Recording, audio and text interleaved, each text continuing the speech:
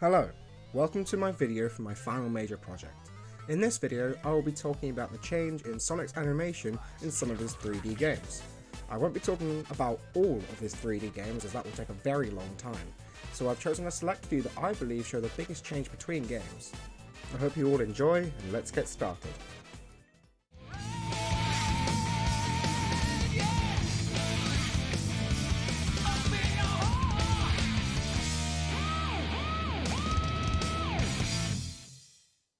Sonic Adventure was released in October of 1999 on the SEGA Dreamcast. This is the first 3D Sonic game in the franchise. Those don't count. It's to no surprise that Sonic Adventure 1's animation isn't perfect, however there are a lot of highlights. So let's take a look. Next up is Sonic's basic run animation and the transition from walking to jogging to running. It's important that the developers get this right, as you'll be seeing this animation for the majority of your time playing as Sonic, and I'm glad to say it's done well. Here you'll see a clip of me walking and running around just to show off the animation a little more. The first stage is walking. Sonic places each foot in front of each other and swings his arm alongside, so even when he's not walking, he's putting a lot of energy into his movements. This quickly transitions into a jogging animation, which you can see here. He puts his head forward a little more, swings his arms a little more, and also throws each foot in front of each other, really putting more energy into his movements. Next is the running animation. Sonic throws his head forward even more, throws his arms back, and really leaps forward with each step.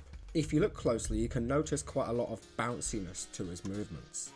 This is being done to dramatise his movements even more as a cartoon character, to really show off what kind of character he is, how he's all about speed and energy.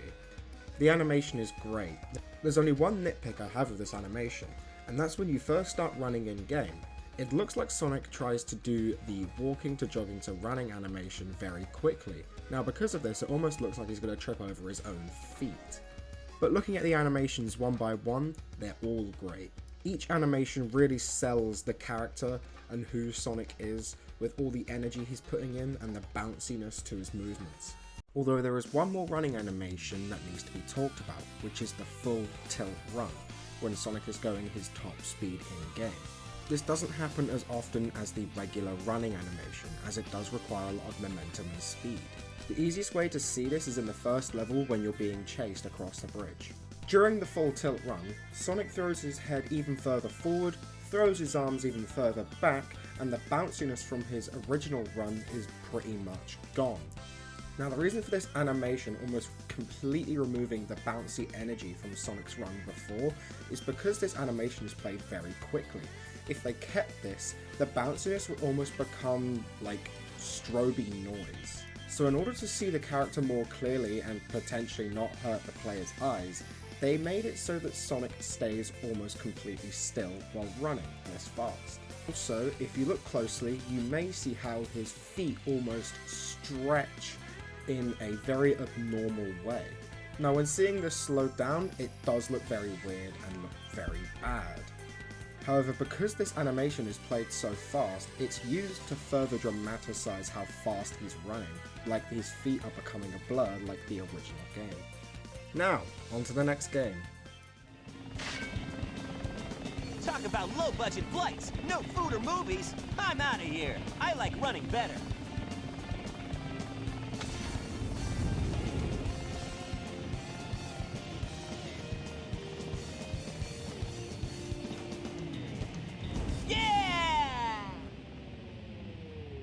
Sonic Adventure 2 was released in June of 2001, so there's a considerable gap between Sonic Adventure 1 and Sonic Adventure 2.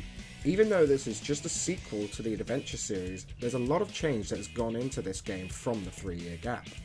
Let's take a look at how the animations changed from Sonic Adventure 1 to Sonic Adventure 2. So just like before, we'll look at Sonic's basic running animation and the transition from walking to jogging to running. But this time, we will compare Sonic Adventure 2's to Sonic Adventure 1's to see what's changed, for better or for worse. First up is Sonic Adventure 2's walking animation. Now unfortunately, this animation isn't too good.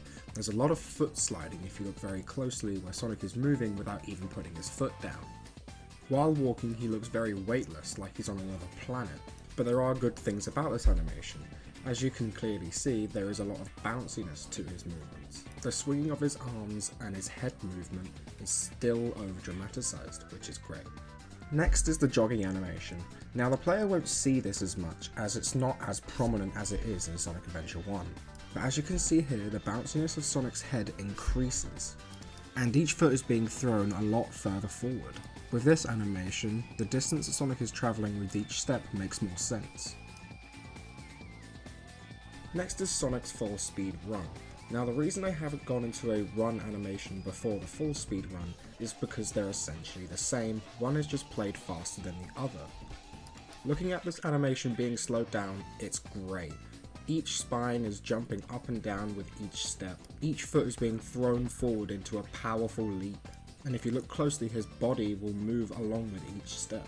Even his arms are well animated, as if you take a close look you can see how they bounce along with the rest of his body. They aren't stiff, they look realistic and look like they actually hold weight.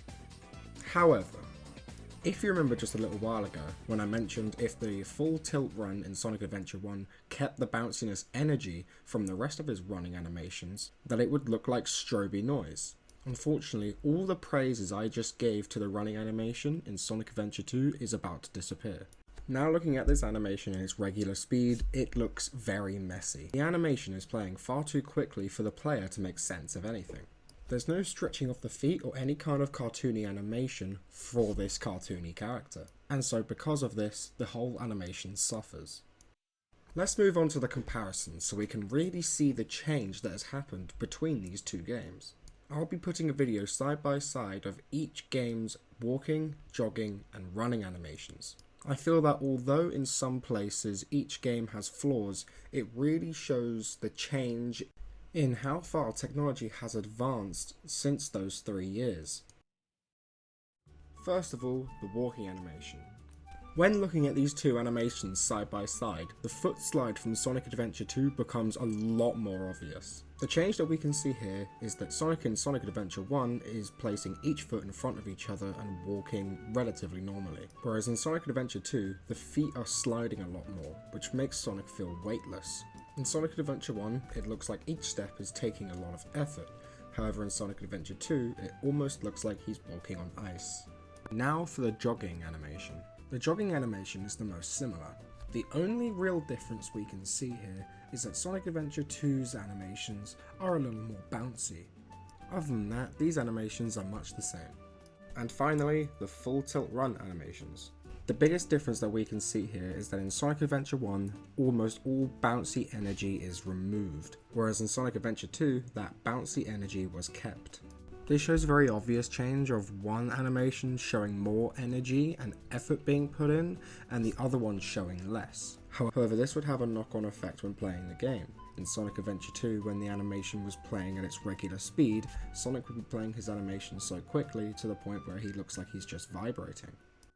And that was the change in Sonic's animation in Sonic Adventure 1 and Sonic Adventure 2. Thank you for watching and listening to my final major project.